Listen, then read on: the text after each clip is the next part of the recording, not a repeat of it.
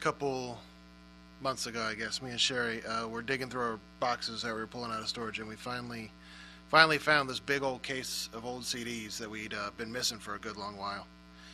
And she was excited. She loves listening to music and singing in the car and stuff like that. And I was like, oh, I was excited too. I got some of my old music back that I hadn't heard in a while. So I kind of set about. Every morning I'd stick in an old CD and listen to it and get excited about it. And used to listen to a lot of country, a lot of some rock and roll, I guess. Garth Brooks, Twisted Sister, Linkin Park, those sorts of things. But the thing was that I didn't remember when I put these things in there.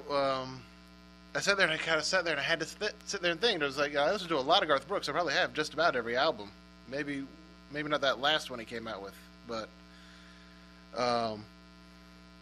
remember sitting there listening to it. He sings a lot more about adultery than I remember. And of course, all the rock songs, so much of that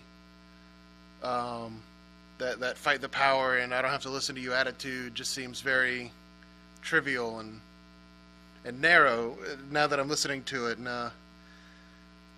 I find I just end up putting in the stuff that I normally end up putting in anyway that I've been listening to mostly Rich Mullins or other Christian artists. And a lot of the Christian artists outside of Rich Mullins I put in just because I'm tired of hearing what else is on the radio.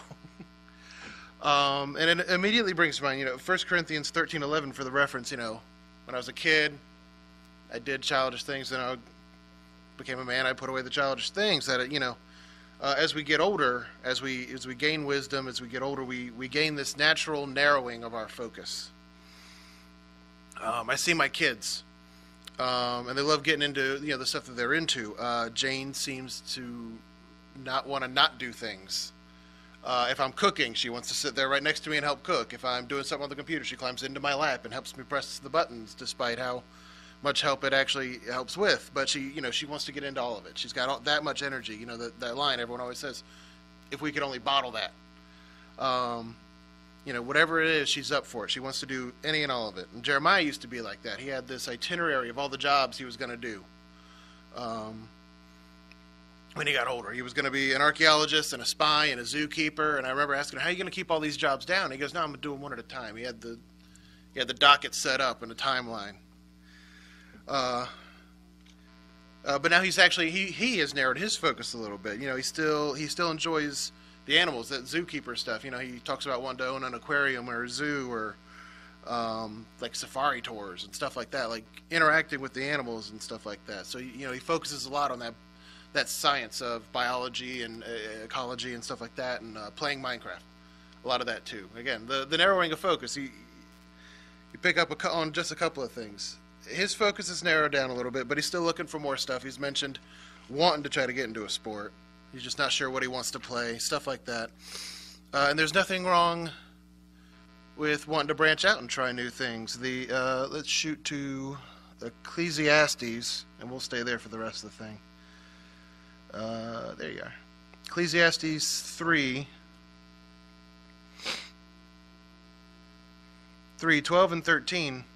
I'll read them real quick. "I know that there is no good in them," speaking about just stuff, what there is to do in the world, any task that we set our hand to.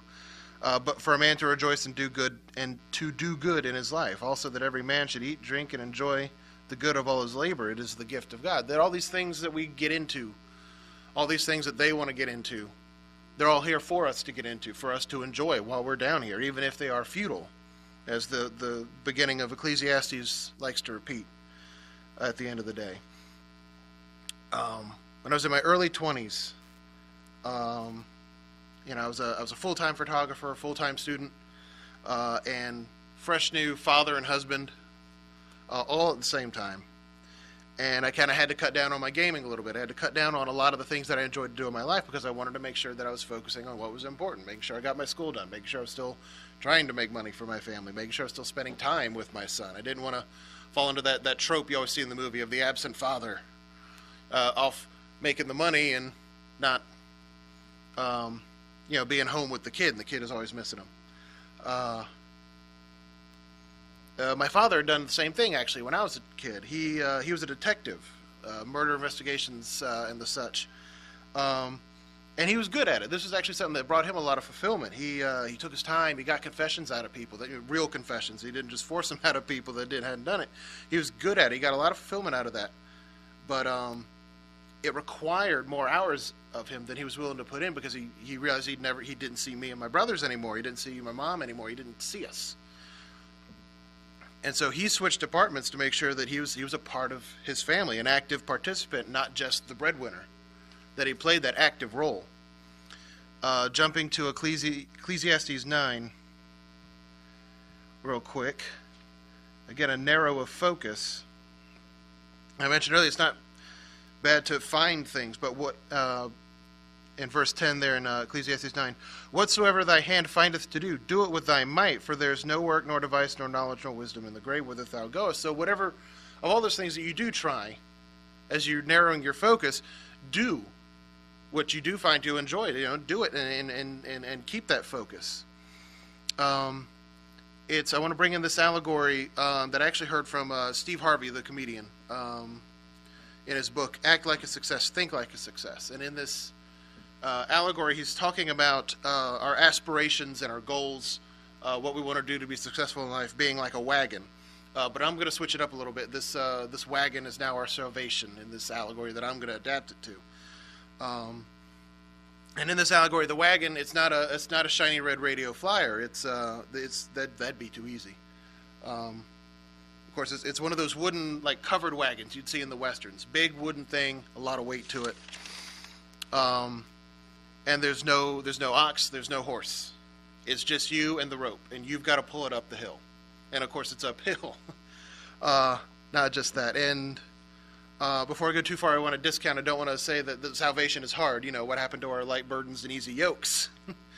The idea of having to pull the wagon up the hill is the idea that if we falter, if we lose, if we falter, if we stop pulling, we're going to lose ground. The wagon goes back down the hill a little bit. That even if we're just stopping for a moment to rest after that last hill we got over, that is just stopping to rest so that we can recollect and keep moving. The idea of always moving forward, and we can't backslide. Let's see. The wagon is going to be full of all the things. In his allegory, the wagon was full of the stuff we need to achieve our goals and the people that will help us achieve those goals. And of course, the idea is you want to narrow that down to the people that will help, not the people that are going to be lazy and just get the free ride. But in this is the things that we just partake in life. This is our goals and aspirations. But everything we take in life is in this wagon. And as we head uphill, we're going to get tired. It's a natural thing, and we learn what's really dear to us and what's really important. That we don't need that old hobby. We don't need those movies that we used to watch all over and over again.